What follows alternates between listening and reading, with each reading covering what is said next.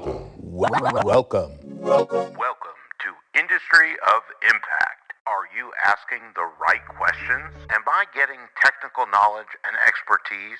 I am with AMI. Am I getting the right solution for my company? I am with AMI. Am I getting a trusted partner? I am with AMI. So, who are you with? I am with AMI. I am with AMI.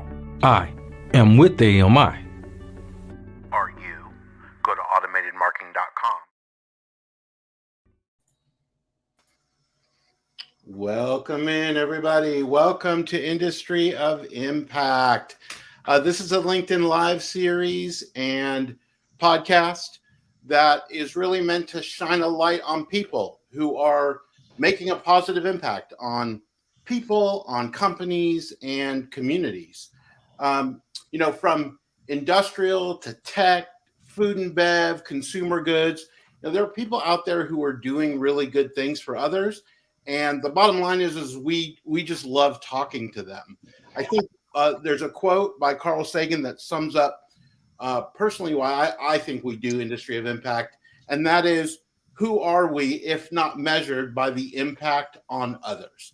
And our hope is that with each guest, including our today's guest, you'll connect with them directly, and that you'll walk away from this episode with some inspiration, some ideas, and maybe some actionable steps to enhance and improve your business and your life.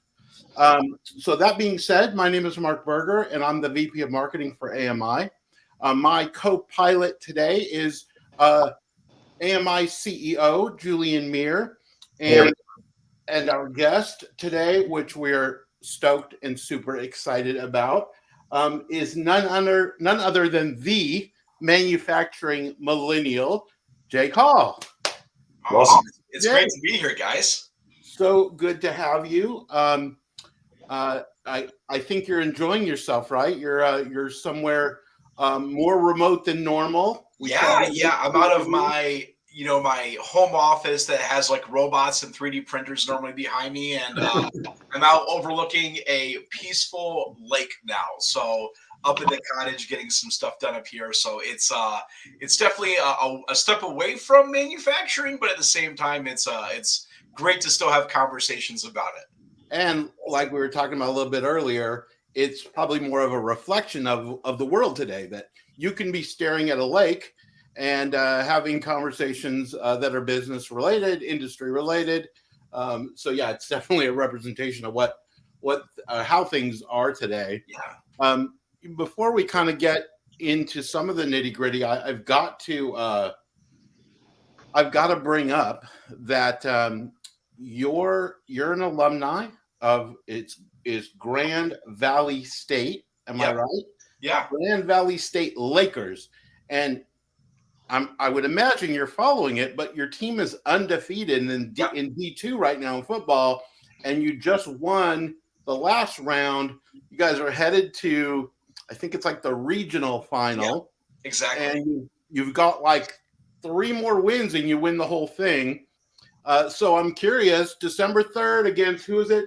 The Ferris State Bulldogs, who are 11-1.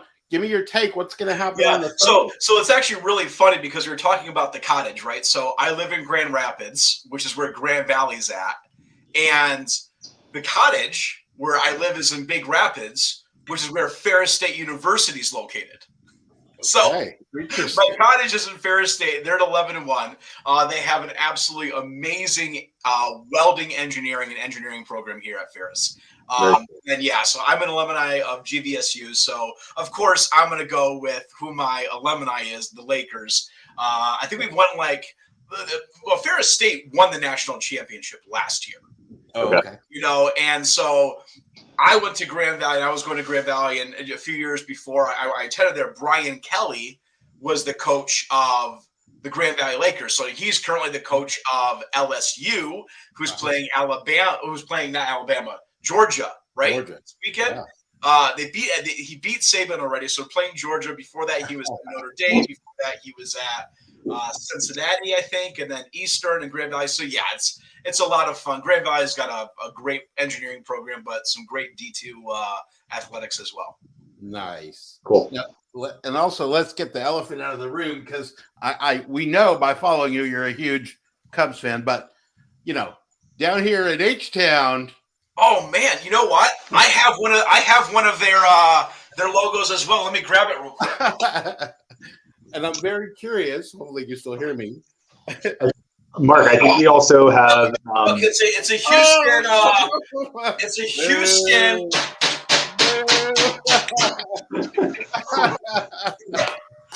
Right? Isn't that your mascot? What are you going to say when Contreras is behind the plate for us? Not to throw any hate towards any of our previous people for being on, because I'm super grateful for everybody, but I have to say that was the best comedic moment we've had.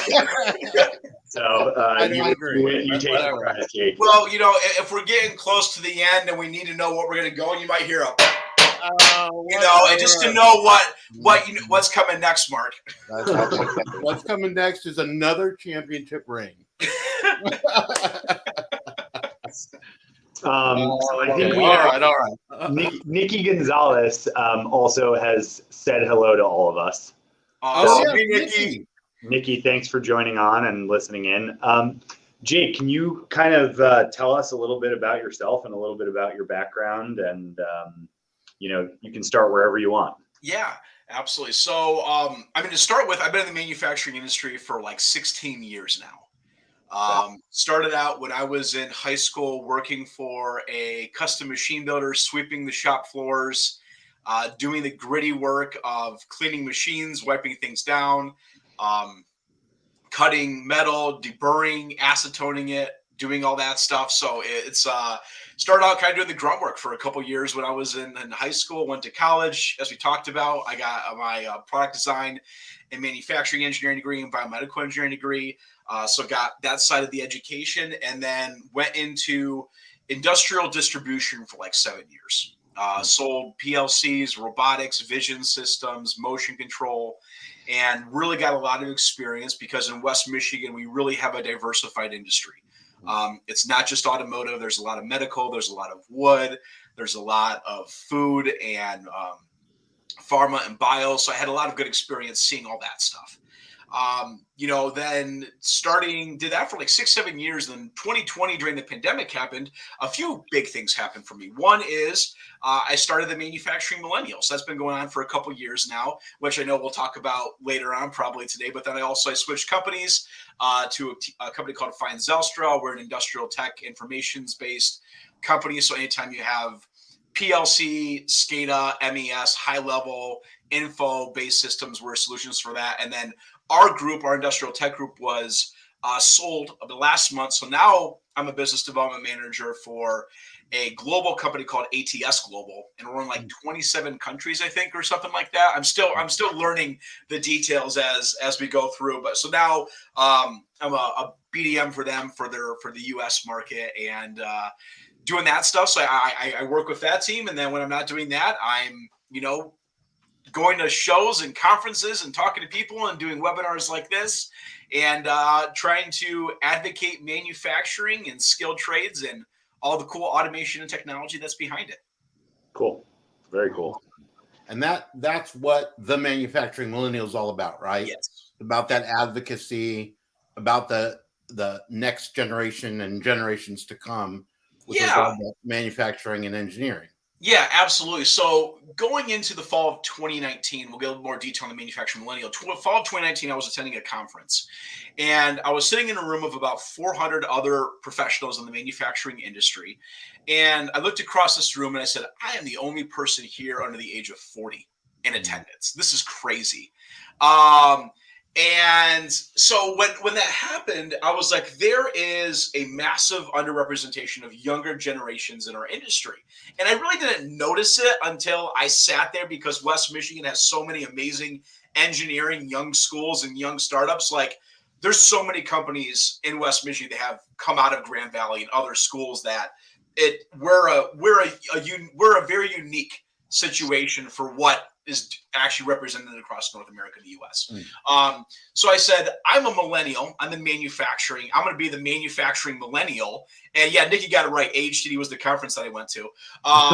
And so I said, I'm just going to start doing what millennials do. And that's, we love social media. We love content. We love video.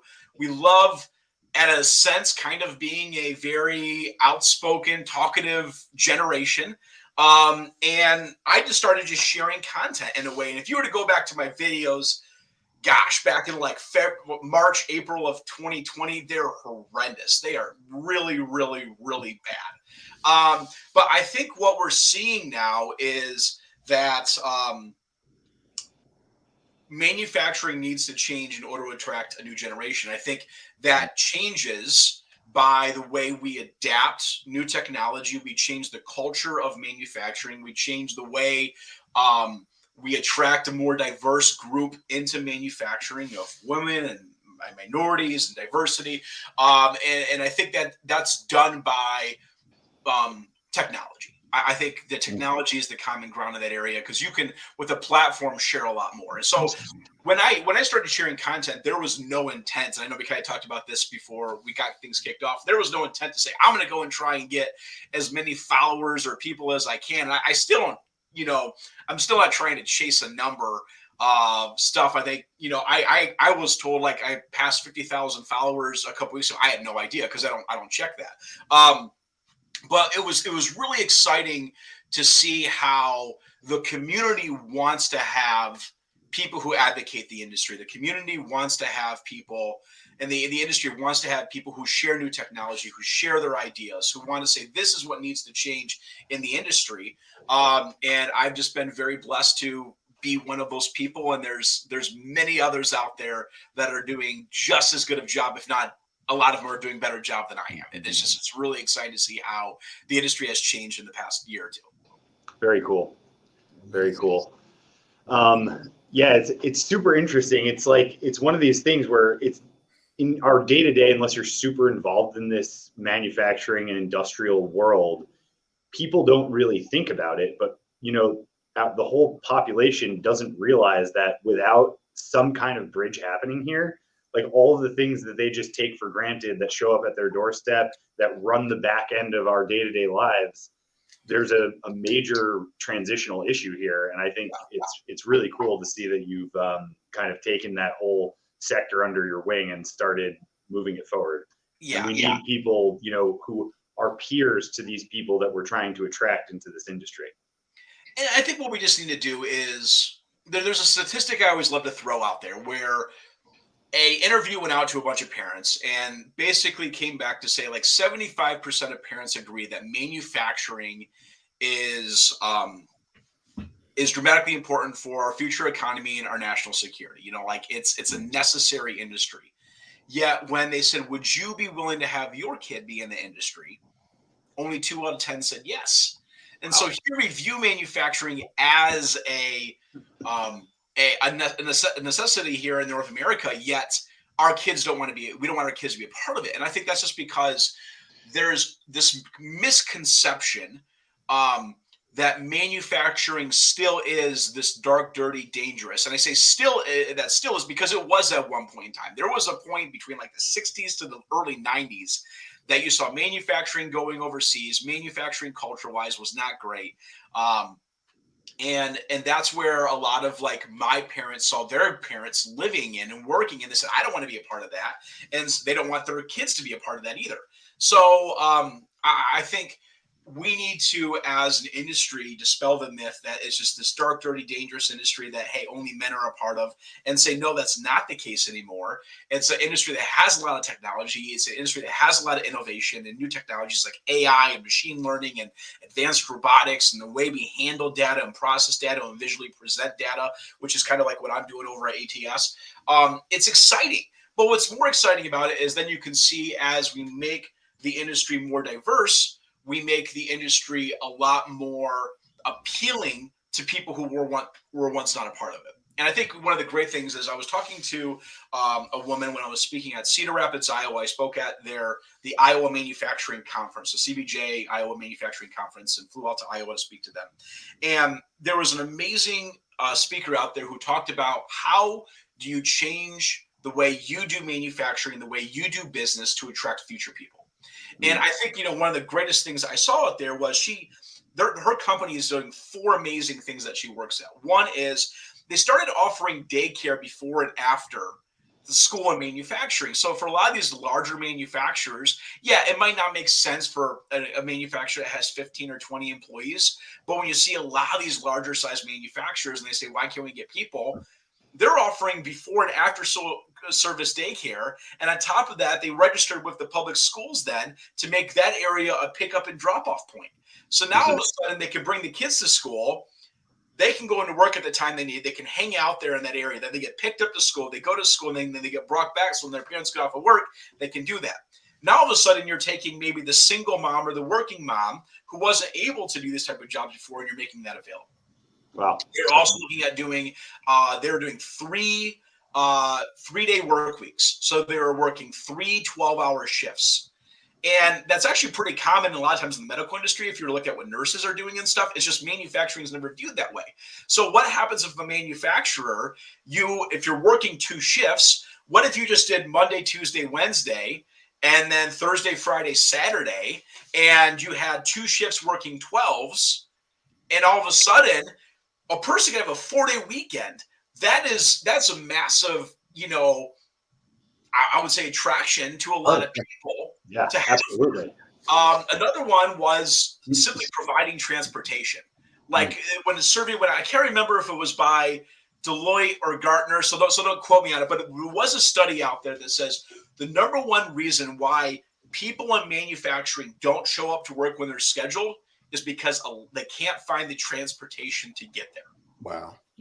So what if we were, as an industry, went above and beyond to serve communities that might not always have a reliable car to get there? Yeah. And do that. And, so that's the big thing, for me, Mark and Julia, is I'm not out there creating the biggest change and like coming up with all these fantastic philosophies. What I love to do is share what companies are doing and changing to drive more awareness on how our industry can change and how our industry can be more culturally accepting. And I think, we could do that with the way we treat people, the way we attract people, but also technology, the way we use technology to make us as an industry more attractive, but at the same time, more productive. Yeah. If we want jobs to come back overseas to North America, we got to be more productive in how we do those jobs. It's not just that we just can hire more workers. We will never be able to hire enough workers. Like that's just the state of the fact. We will never get enough people in manufacturing to say we have all of our jobs fulfilled. It's never going to happen, especially when we see all the baby boomers retiring in the next 5 to 10 years, and we're just never going to have a younger generation.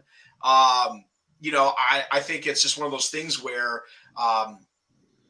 we need technology in a way that's going to make us more productive, and it's going to make the people who are in industry stay there longer. Yeah.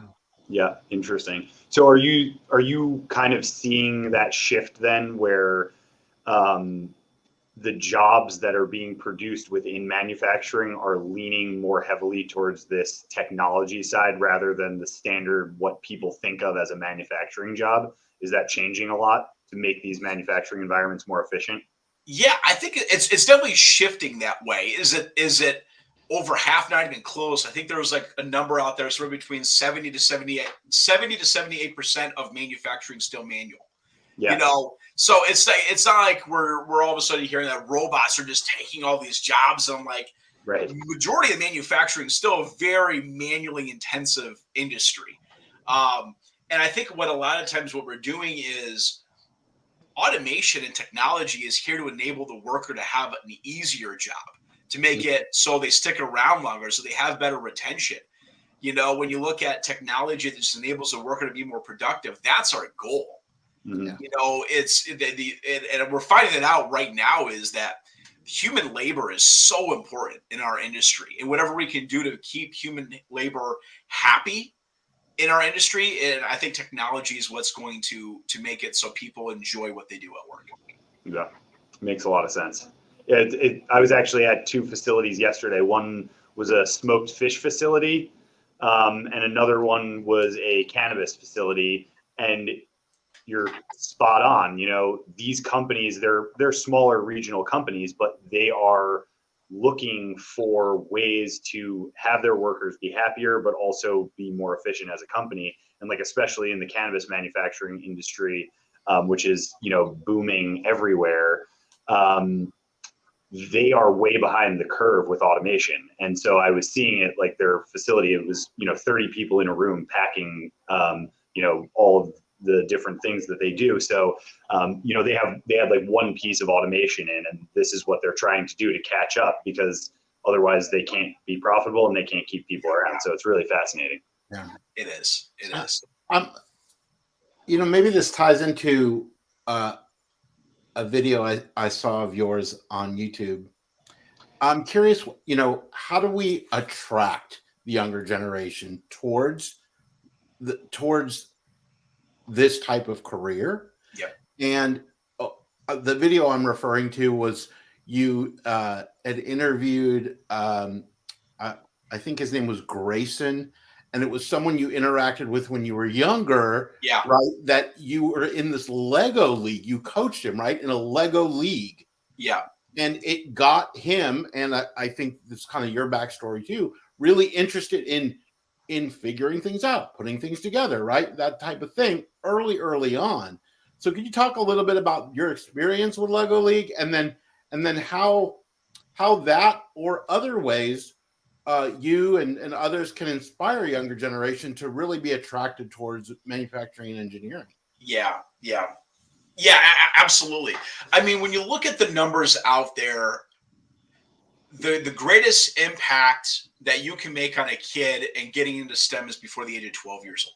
Like, I think that's when, and maybe it's not kid, maybe it's, I think it was like women or something like that, where like the importance of mentoring and reaching to women is like, if they haven't decided that they want to be in a STEM career by 12, they're not going to be in one or something. It's something like that. I can't remember. They're not saying, there's going to be outliers and all that stuff, but like the massive number of just like, that's the way it is. So, funny you bring up Lego League. So I brought my oldest daughter to her first Lego League competition. She was 4 at the time. Now she's 5. She had her birthday last week.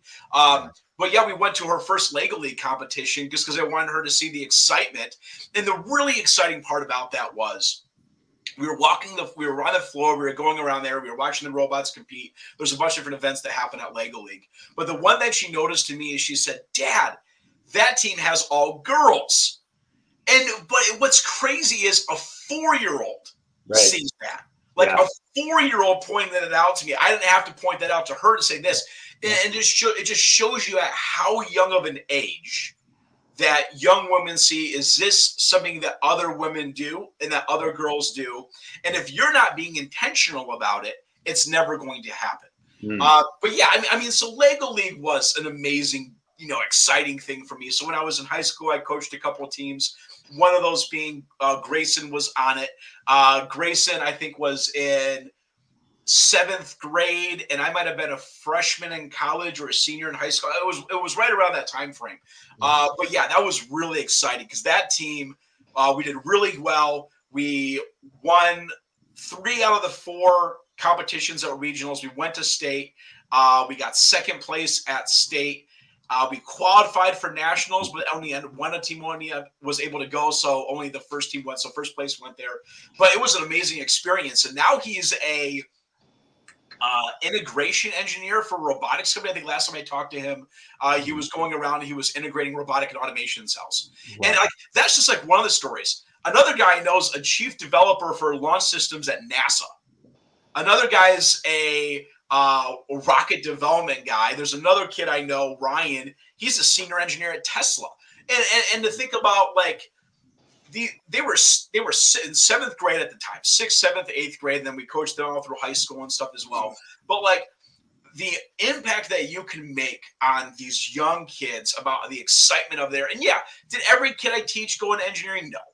But I would say though, that a majority, I know the majority of the kids that I worked with that I heavily invested in and mentored them all went to school. They went and got skilled trades. because a few of them actually went to become a welder, and then a lot of them went to college to get engineering degrees. And it's just like that impact that's investing. The thing is, it's like I didn't do anything special. All I did is I hung out with the kids on Saturdays and twice a week after school, and just gave a couple hours of my time, and it changed their life. And I think that's like, but the barrier to entry for everyone in this industry to support that isn't that much. We're not asking you to be like, you need to be this amazing teacher. You need to be this amazing person that has all these resources, that has all this money. You can get a Lego League team. A lot of times, all the kits funded by the school district or a sponsor, and is donating like 6 to 8 weeks of your time. Yeah. Creates such a massive impact on kids in the future. The majority of the battle is showing up. Yes. Right? I mean, it's the same thing with parenting. Be there, show up. Yeah. It's not going to be perfect. It's not going to be the ideal way every time. But I think you discount like, I didn't do anything special. No, you really did. Like you were there. And I think that to me, the manufacturing Millennial brand, and then you as a person, you may say, well, I don't have these necessary aspirations to reach this or reach that. But my eyes got so big as I started to consume your content, because I'm like, this dude is showing up. He's showing up in a way that is really appealing and interesting. And it's cool to look at it from you make an impact in the two ways, right? You can inspire the younger generation, but then you turn around and you look at these companies and you look at the baby boomer generation who have been in these jobs for so long, who are getting ready to retire, and advocating towards them. I'm super interested in your take on this, on bringing along the next generation. Yeah. Like, do you see or experience challenges in that when you're talking to the guy who's like, look, oh my gosh, all the time, all the time. And I think that's one of the biggest things that I always hear when I go to when I go to speaking events and keynotes and stuff. I talk to people is like, how do you get these generations to work together? Because baby boomers and Gen Xers have a perception, and kind of Gen Xers are kind of in the middle. But baby boomers have this perception of millennials. Millennials have these perceptions of boomers. Right. The entire MLB has this perception of the Houston Astros and, not having a World Series win, but we have to explain to them, listen, just because you have different views on it doesn't mean we all don't love the same thing. And that could be baseball and that couldn't be manufacturing, even though you're cheaters. But, at the end of the day, I'm sorry, Mark. It's anytime I see a Houston fan, and I lay it out. I lay it out to them. I'm not bitter at all. It's not like you beat me, but man, the Dodgers were happy about you the first year, and I was rooting for my Phillies with Kyle Schwarber this last year. But anyways, going back to the generations, I think the biggest thing that we need to show is that older generations can have an impact on younger generations by the tribal knowledge that they've gained over time. And then a lot of times they say, well, I don't understand how to do that. I don't want to teach a kid.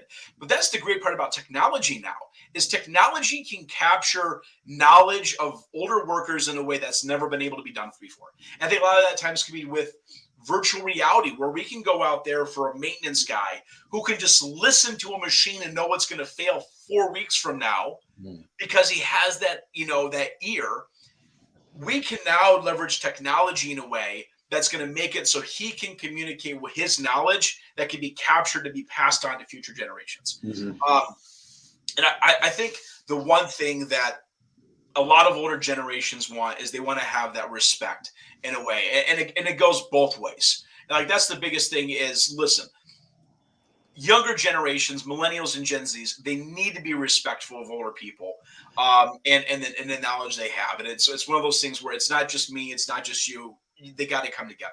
But I think technology can be a way that helps, build that bridge that was never been able to be accomplished before.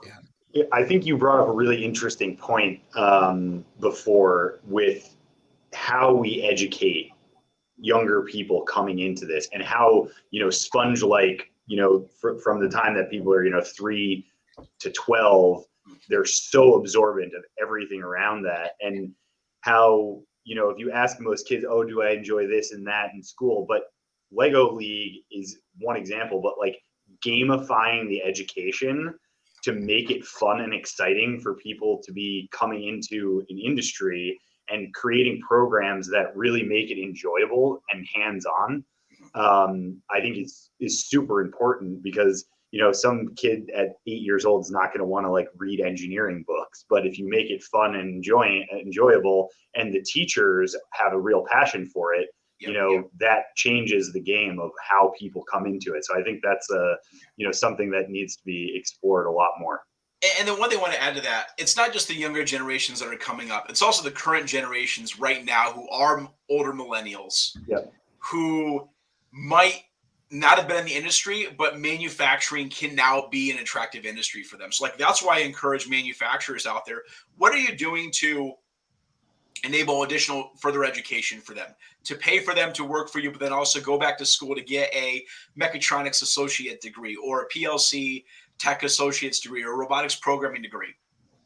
If we truly want to grow our industry, we can't just invest in the companies. We have to invest in the people at those companies. And it's one of those things. Will Healy made a hilarious post the other day where he took a picture of like Wendy's was like $20 an hour, but they were also offering free food.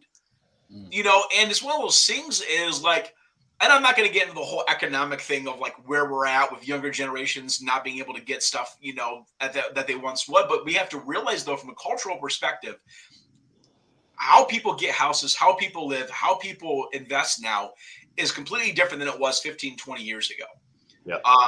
And maybe this is a discussion for, LinkedIn 2.0, like next year, sometime we'll hop back on again. But I think what we need to look at is the investment of a person never should stop. And as soon as you stop investing in your people will stop investing in you. And that means working for you, because their time is an investment into that company. So that's just the thing I would encourage is it doesn't stop once they get in the door. Once they get in the door, that's when it truly begins. That would be just my like additional, pin to add to the conversation as we wrap up. Yeah, no, it's 100% true. People talk, you hear it, and it's just the way that business is portrayed a lot. They talk about businesses, but a business is an inanimate object that's on a piece of paper, and it's actually people. So, you make a great point. It has to be that investment and time allocated to building true relationships with the people. It's 100% spot on. Awesome. Well, to end it, what do you got going on? I think you have a speaking event next year. What is that, and what else you got going on coming up? Oh man, I've already booked like 16 events next year. Wow. Yeah. So right now I have speaking events in Boston, 3 in Florida, a couple in Canada. Talking possibly about Europe for an event. But yeah, a lot of fun shows that I'm already kicking off. The A3 Business Forum is my first thing. Like that's the second week of January down in Orlando, Florida. That kind of kicks off 2023. Wow. But for the rest of December, I am zero travel. It has been a crazy year. I'm going to make a post like probably next week. I took a photo of all of the badges, of all the events. And it was like, there was like 40 of them this year. And I said, holy cow, I was gone a lot this year. Next year is a lot of exciting things in the future. But at the end of the day, it's, hey, one day at a time advocating manufacturing. And that's just, that's what we're going to keep on doing. If one last thing to wrap up, millennials coming into the manufacturing space, 1 to 3 pieces of advice that you might give them on, whether it's education or who to talk to or, where to go for good information, just any piece of advice you might give your younger self. Yeah. Number 1, networking is your biggest ally. My father raised me and said, Jake, it's not what you know, it's who you know. Yep. And I laughed at him at first, but it is so true today. Relationships and just formed by talking to people. And I continue to do that. I encourage you to do that. Even if you are an introvert, you can network and you can meet people in ways that you're comfortable with. So that's number one is that. Number two is always go out there with a learning mind. And going out there to continue to grow and educate yourself and to learn what new skills you could do. Number three, I would say, is listen and have empathy for others. In a world that we are so judgmental on who others are without even knowing what their story is or making a lot of assumptions about who they are, the biggest thing that we could change with our generation for future generations to come is realize that everyone has a story. Everyone's story is different. And just because their story isn't what your story is, or the way you view things is different than the way they view things, doesn't make them a bad person. And it doesn't mean what they're trying to do doesn't create value. Yeah. Amazing. Thank you for those. Yeah. Perfect. Wonderful, man. So appreciate your time and your willingness to join us and just talk openly about all this. And I heard you say it. We'd love to have you back next year sometime and dig a little deeper. Sounds great, guys. Thanks for having me on. I appreciate it. And everyone in the comments, appreciate you being here as well. Yeah, Definitely. thank you everyone for joining in and listening. And Jake, thank you so much for being on. Really appreciate it. Sounds good, guys. Awesome. Have a good one.